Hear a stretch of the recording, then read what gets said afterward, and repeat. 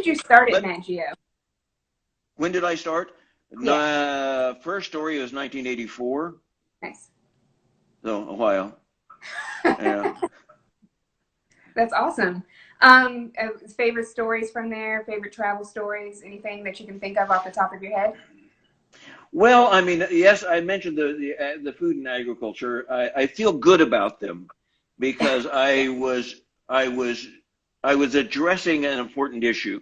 Mm, I was doing pictures that could matter, could matter. And then oh, the stories on Scotland. I went there the first time in 1994, I guess it was, something like this. And hmm then I managed to spin that into about 10 or 12 more stories over the years. So I've been doing Scotland for 25 years and it was just, one story after another. And by the time I had National Geographic Traveler calling me up and saying, "Oh, Jim, would you please go photograph whiskey country for us?" I thought, okay, I've done something right here, and I've just relished. I've loved all of it, and I keep going back. The first story on Scotland I shot on a Nikon D70. Those were 6 megapixel files. Everybody today would turn up their nose at those 6 megapixel files. They make beautiful prints. mm. I mean, really, folks. We ran double truck spreads in National Geographic all the time from 6 megapixel files. They're fine. And those cameras would work exactly this as well today as they worked then.